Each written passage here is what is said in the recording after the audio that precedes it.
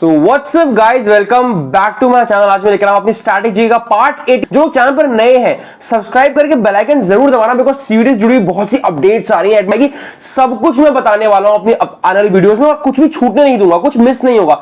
इसीलिए सब्सक्राइब करके bell icon दबाना बहुत जरूरी है। प्लस जो नए हैं एक बार जाके प्लेलिस्ट सेक्शन चेक कर लो, वहां पर बहुत इंपॉर्टेंट प्लेलिस्ट आपके बनी हुई है, इंग्लिश की, रीजनिंग की, क्वांट्स की और यहां तक कि आपके स्ट्रैटेजी की, जो कि मैं पढ़ा रहा हूं आज की वीडियो में। तो जरूर आप लोग जाकर चैनल को एक बार अच्छे से चेकआउट कीजिए। स्ट्रैटेजी से लेकर पढ़ाई से लेकर अपडेट सब कुछ टोटल इन वन अवेलेबल है। तो जरूर जाकर सब्सक्राइब करिए और जुड़े रहिएगा चैनल से। आज की वीडियो को स्टार्ट करते हैं। 25 MCQs हम डेली करते हैं। एगमार्क, एगमार्क क्या है बच्चों? ये क्वेश्चन पूछता है ऐसी एगमार्क किस चीज के लिए होता है, और भी बहुत सारे मार्क्स होते हैं, वो किस किस चीज के लिए होते हैं, तो पूछता है क्वेश्चन। ठीक है, ये क्या एक कोऑपरेटिव फॉर एग प्रोडक्शन है, ये रेगुलेटेड एग्रीकल्चरल मार्केट है, ये फार्मर कोऑपरेटिव है, या फिर ये quality guaranteed stamp for commodity है? It is a quality guarantee stamp for commodity. Obviously जो मार्क्स दिए जाते हैं ना चीजों को, जैसे फूड पे कुछ मार्क्स लगते हैं और गोल्ड के अलग मार्क होते हैं, सब किस लिए होते हैं? क्वालिटी गारंटी के लिए होते हैं। आपको याद करना और कमेंट करना है एक बच्चे को कि गोल्ड पे कौन सा मार्क लगता है, सिल्वर पे कौन सा मार्क लगता है। मुझे डिफरेंट मार्क्स कमेंट करके बताओ, जो कि इंपॉर्टेंट है आपके पेपर के लिए, बहुत जरूरी है। आते हैं next question. The green revolution began during second 5-year plan, third 5-year plan, fourth 5-year plan, या फिर एनुअल प्लान जो आखिरी प्लान है। सो थर्ड 5-year प्लान जो हमारे इंडिया की आजादी के बाद 5-year प्लान आने शुरू हुए थे, उसमें तीसरा 5-year प्लान था, उसमें ग्रीन रेवोल्यूशन का जिक्र किया गया। Next question. First 5-year plan was based on, ये थोड़ा सा टाइपिंग है, बीच में एक वर्ड छूट गया है, बाकी बुक में भी बहुत मिस्टेक्स होती है तो वहां से भी दिक्कत आती है। तो फर्स्ट 5-year प्लान किस चीज पे बेस्ड था? ल्यूइस फेई मॉडल, या फिर महालनोबिस मॉडल, या फिर हैरोल्ड डोमर, या फिर नन ऑफ दीज? जो पहला 5-year प्लान था इंडिया का, वो हैरोल्ड डोमर पे बेस्ड था। ठीक है बच्चों, next question. Panchayat raj institution is intended to strengthen, जो पंचायती राज इंस्टीट्यूशन है वो क्यों बनाया गया? यार हमें कंट्रोल करने के लिए सेंट्रल गवर्नमेंट है, स्टेट गवर्नमेंट है, यूनियन है, तो पंचायती राज क्यों बनाया गया? क्या पर्पस था? इंडिकेटिव प्लानिंग का, मल्टी लेवल प्लानिंग का, फिर स्ट्रक्चरल प्लानिंग का, फिर फंक्शनल प्लानिंग का? तो इसका काम था स्ट्रक्चरल प्लानिंग, पूरा एकदम रूट्स तक, नीचे तक स्ट्रक्चर में जाकर कंट्रोल हो सके, रूट्स तक कंट्रोल जाए, इसलिए बनाया गया। फिर आता है आपका प्लान्ड इकोनॉमी फॉर इंडिया। जो प्लान्ड इकोनॉमी है इंडिया की 1934 की, उसका वर्क वो किसका काम था? मतलब जो प्लान इकोनॉमी का जो कॉन्सेप्ट था जो 1934 में आया, वो किसका काम था? जॉन मैथाई का, एम विश्ववराया का, विश्वेश्वराया, या फिर एम.एन. रॉय का, या फिर श्रीमन नारायण का? Shriman Narayan. Okay, so answer है इसका एम विश्वेश्वराया। विश्वेश्वराया ने बनाया था ये आपका 1934 का प्लान इकोनॉमी। वो नाम पढ़ के गाना याद आ गया।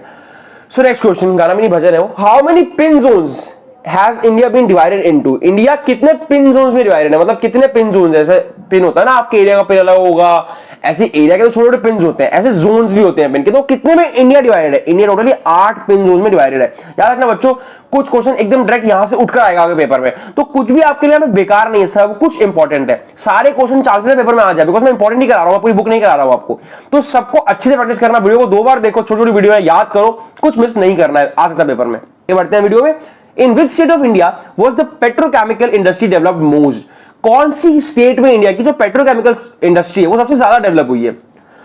वेस्ट बंगाल, बिहार, गुजरात या तमिलनाडु? सबसे ज्यादा गुजरात में। आपको पता है वहां रिलायंस की इंडस्ट्री बहुत बड़ी है। कभी अगर आप गुजरात जाओगे, आप देखोगे किलोमीटर दर किलोमीटर, इतने बड़े स्क्वायर किलोमीटर के एरिया में रिलायंस की इंडस्ट्री फैली हुई है कि वहां से ज्यादा बड़ा केमिकल का वर्क, पेट्रोकेमिकल का वर्क कहीं नहीं हो रहा है। गुजरात में लिटरली बहुत बड़ा काम है। मैं गया हूं एक बार तो मैंने देखा था।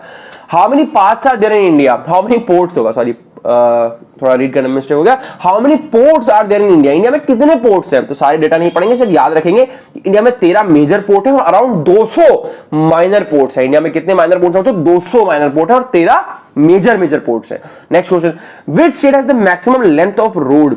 सबसे ज्यादा लेंथ ऑफ रोड किस स्टेट में है? मध्य प्रदेश में, उत्तर प्रदेश में, महाराष्ट्र में या पंजाब में? तो आंसर है Maharashtra. What is Chandipur at sea known for? Chandipur at sea किस चीज के लिए जाना जाता है? डीप सी फिशिंग के लिए, ऑयल ड्रिलिंग के लिए, ओवरसीज कम्युनिकेशन के लिए, मिसाइल टेस्टिंग रेंज है। वो एक मिसाइल टेस्टिंग रेंज है। जो चंदीपुर है ना बाबू, वो एक मिसाइल टेस्टिंग रेंज है। ठीक है, next question. Who gave Vallabh भाई पटेल the title of सरदार? वल्लभ भाई पटेल को सरदार वल्लभ भाई पटेल किसने बोला था? महात्मा गांधी ने, मोहनदास करमचंद गांधी जी ने, या फिर सी राजगोपालाचार्य ने, या फिर जवाहरलाल नेहरू ने, या फिर मोहम्मद अली जिन्ना ने?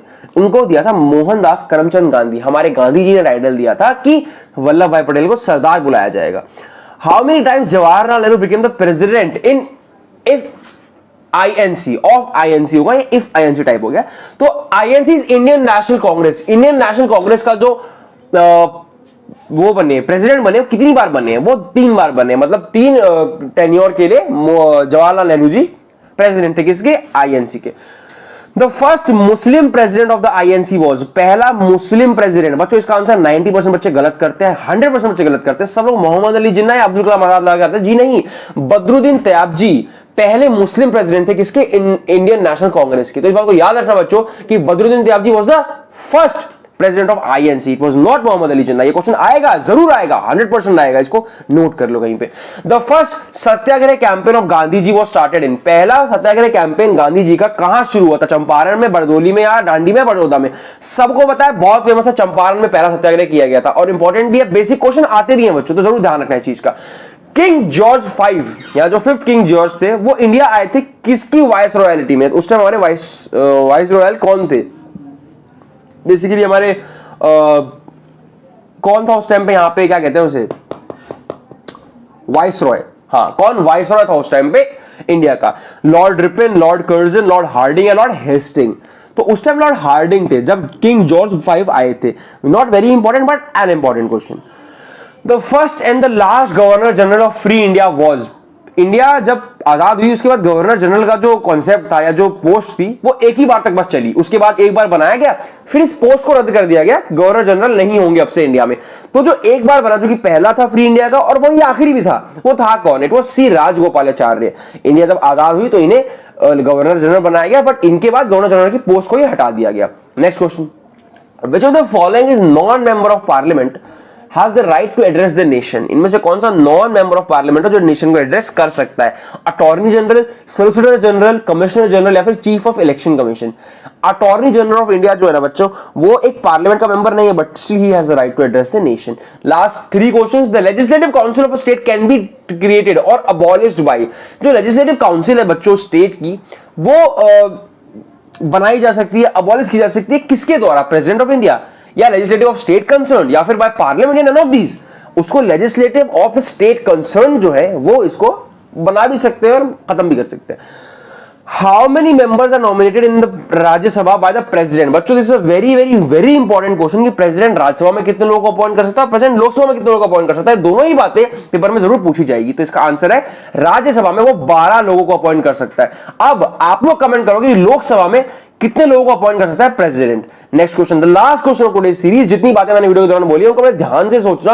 आपको मेंबरशिप के बारे में जो मैंने बताया, आपको चैनल के बारे में जो मैंने बताया कि प्लेलिस्ट से पढ़ना है, यहां से पढ़ना है, वहां से पढ़ना है, वो सारी इंपॉर्टेंट चीजें हैं।